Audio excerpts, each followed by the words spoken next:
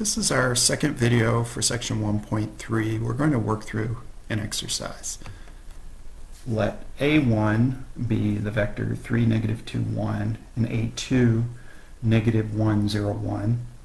Determine if B, 5, negative 4, 3, can be generated as a linear combination of A1 and A2. So we're going to apply this idea of linear combination that we just talked about in the first video for this section. So what are we even trying to do here? I would say what we got to do is we have to find real numbers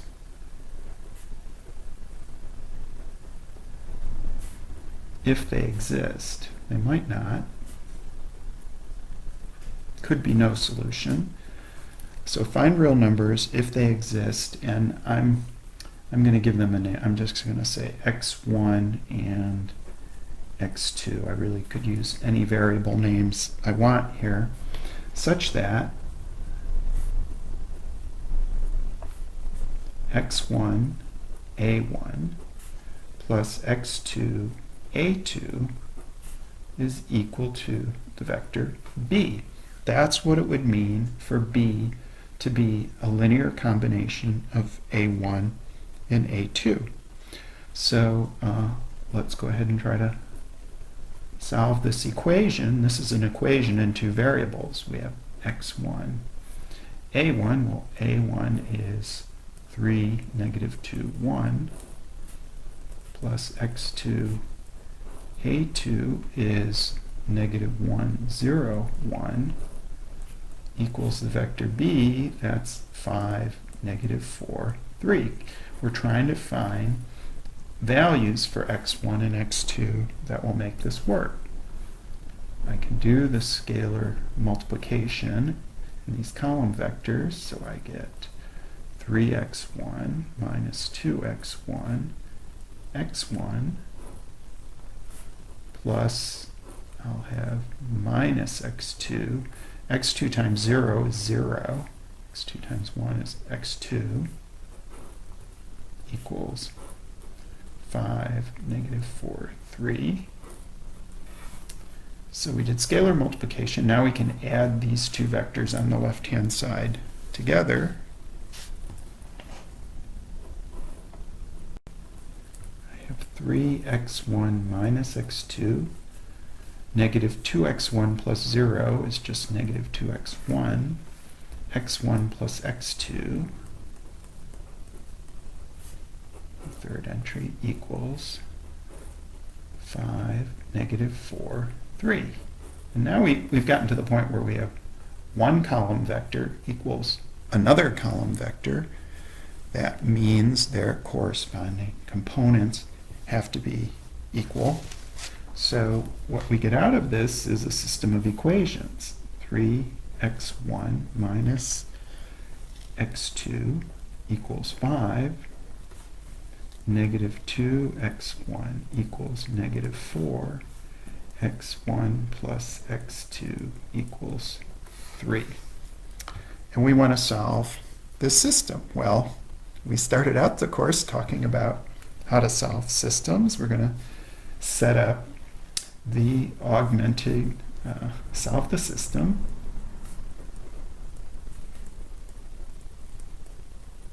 by using an augmented matrix. And then we'll use elementary row operations to reduce the matrix to row echelon or reduced row echelon form, and see if we have a solution and what the solution is. So what's my augmented matrix? I'm going to write it over here. The x1 coefficients, so 3, negative 2, 1. The x2 coefficients, that's negative 1, 0 from the second equation, 1. And then the constants on the right, 5, negative 4, 3. And we want to perform elementary row operations here to get this system or get this augmented matrix in reduced form. And now I'm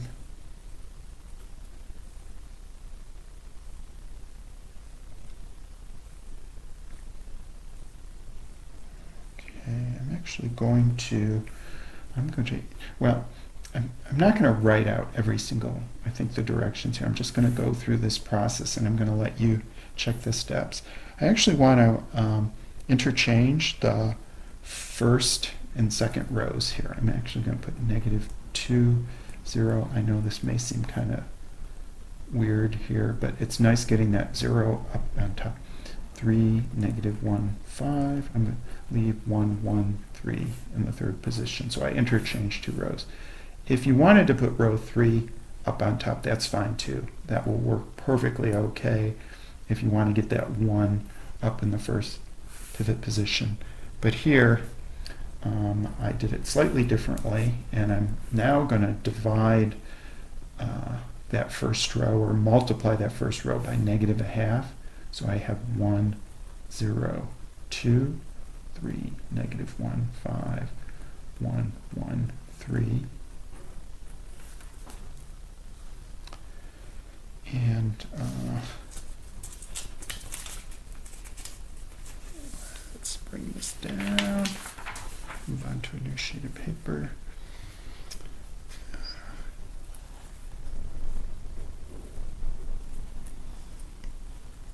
So my little squiggle here I've started using just means each matrix is row equivalent to the matrix next to it as we proceed through these elementary row operations. So now I have my first pivot position. I'm going to get a 0 below the 1, a 0 down here. So I have 1, 0, 0 in the first column. And I'm just going to show you the result of that. 1, 0, 2, 0, -1, -1, 0, 1, 1. So there's more than one way to proceed through these steps. We don't have to all do this the same way. And now, let's see, I want to, I actually have I'm going to just, I could interchange rows here, but I also can just multiply through that second row by -1.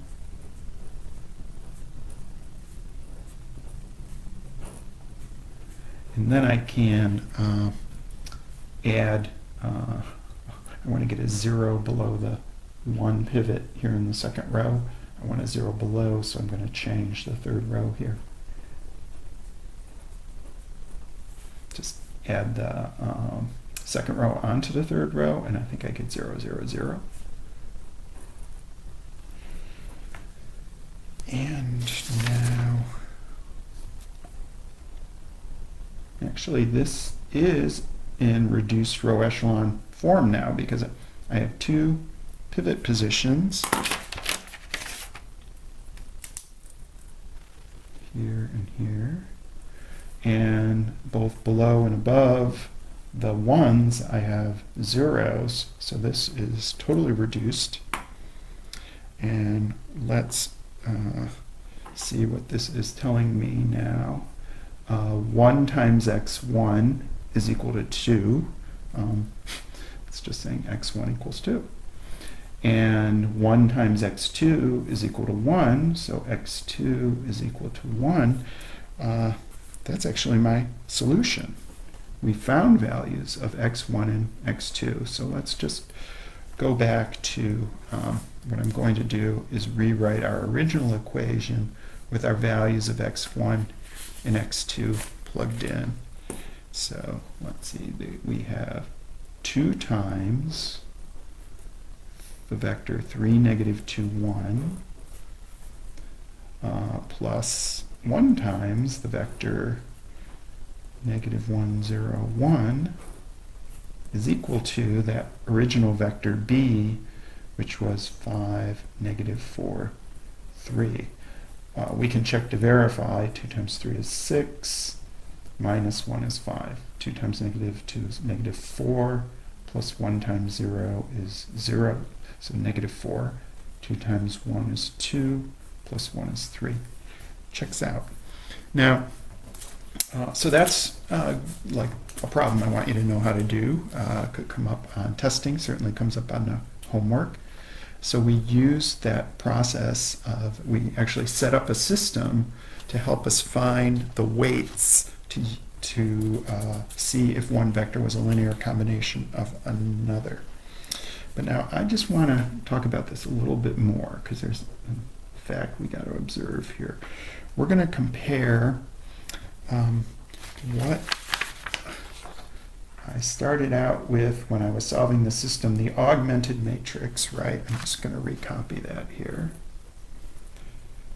3, -2, 1, -1, 0, 1, 5, -4, 3. So that's the augmented matrix.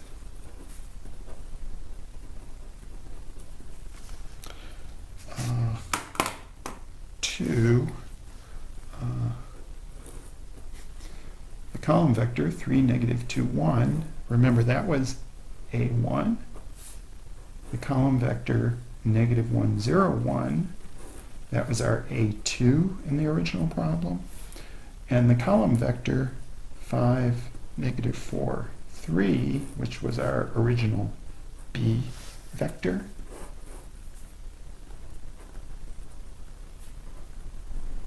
So I went about it in this sort of roundabout way, but notice that the augmented matrix is exactly what you get if we just line up these 3 column vectors, right? We have the exact same entries in the same positions as if we just wrote them all within one matrix. So our observation is that we can write the augmented matrix as the following. And this is a new notation for us that we will start using more and more often. So now the augmented matrix is a 3 by 3 matrix, but the way I'm going to represent it here is I'm just going to write the column vector A1 next to the column vector A2, next to the column vector B. So we're actually writing column vectors inside matrix notation, since each one of these column vectors is 3 by 1, 3 by 1, 3 by 1. This notation here means exactly the same thing as our augmented matrix written as a 3 by 3. We're often going to represent multidimensional matrices as matrices composed of columns or column vectors. And now I want to make a general statement to close here to sum up what we've just done. So in general, a vector B can be generated as a linear combination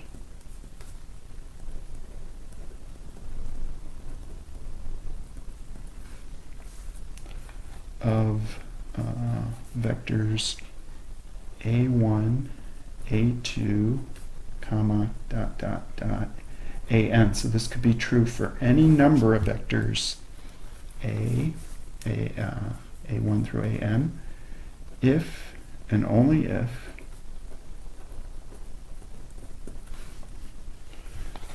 the system of equations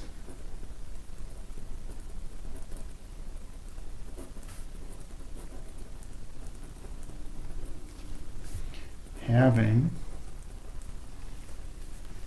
the augmented matrix